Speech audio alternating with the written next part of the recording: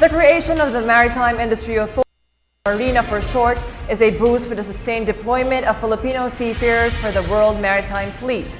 Today, there are close to 400,000 Filipino seafarers remitting $5.6 billion yearly. If Congress did not pass a bill signed into law by the President creating the Marina, the Philippines would have been banned from deploying seafarers. And joining us tonight here on NewsLife is Dr. Maximo Mejia, the Administrator of Marina. Good evening, sir, and welcome to NewsLife. Good evening. Okay. Sir, to start us off, how important is the Marina to the country's future in deploying seafarers for the world maritime fleet? More and more important because of the new law that has been enacted, Republic Act 10635. Under this law, all functions relating to the standards for training, certification, and watchkeeping for seafarers, basically the minimum standards required for seafarers to serve on board ships overseas, will have to be supervised by Marina. Sir, what were the issues raised by the European Maritime Safety Agency against the Philippines? There were three areas of concern that were observed by the European Maritime Safety Agency. They are, first of all, our national quality standards system. This is the quality standard system that oversees the implementation of our compliance requirements under the convention. Number two, they were also looking at our system for the approval of curricula, in particular something called the management level course, which is the advanced course for higher level officers. And third, they're looking also at our system of monitoring schools and training institutions around the country. Sir, so given the law, how will Marina improve the education, training, and certification of our seafarers? And can the Marina still handle its mandate and the mission that were provided for 5 agencies of the government? Yeah, well, under the new law, because of the consolidation, it makes the formulation of policy and enforcement of regulations much more streamlined. This will make it much more efficient, therefore enabling Marina, enabling the Philippine government to adapt to any future amendments of the convention, because the convention is a living convention.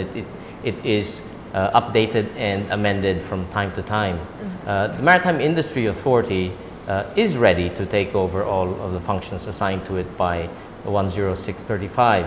It has been preparing for this for quite some time.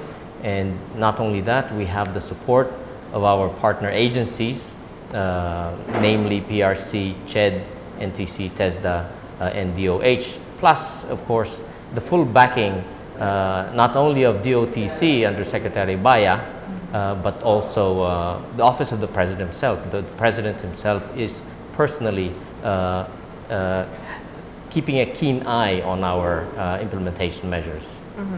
Sir, you also mentioned earlier the second and third issues raised by the European Union are the curriculum and the monitoring. So, sir, education and training are a must. Does this mean that all maritime schools will now undergo, and will sweeping reforms of these institutions mean closures? As a matter of fact, the monitoring inspection program is already ongoing. We are almost around the midway point, because we have a monitoring schedule from July of 2013 to December of this year. At the end of this cycle, we will have to be phasing out programs in marine transportation and marine engineering that are not compliant with the standards of the convention. Sir, the law was just recently passed, and how long will it take for you to finish the implementing rules and regulations? We have set a target for ourselves of the first week of July, the 4th of July to be exact. Sir, given the fact that 30% of the world's seafarers are Filipinos, do you see these numbers pick up as the quality of our seafarers get better to compete with other nationalities? Well, this is our fearless forecast. The Philippines is known for high-quality seafarers, not only for competence and quality, and knowledge and skill, but also for their sense of duty. So we feel that as and when the world economy picks up and trade continues to grow and more ships are ordered, more seafarers will be required to man these ships, and the Filipino seafarers will be there with their skills, with their high competence, ready to serve on board. So I think we will be seeing an increase in the future. Sir, with the full implementation of the law, what are the major changes that we should look forward to? We will be seeing a much more efficient and streamlined service for our seafarers. Basically, the law makes into reality a long-held dream and vision by seafarers of having a one-stop shop as far as the processing of their certificates is concerned. Sir, so this means that the process will be much easier for our seafarers. That is correct. Okay.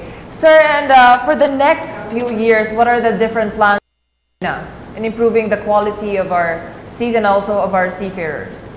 Well, the Marina plans to bring in much more personnel that are technically competent in the STCW convention.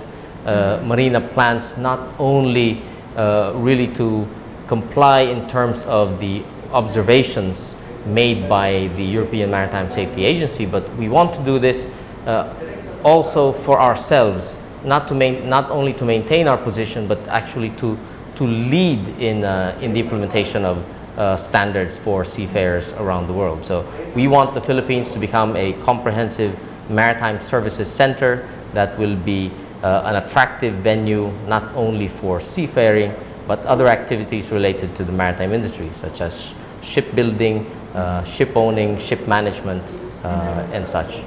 And finally, sir, before we let you go, what makes a Filipino seafarer world-class?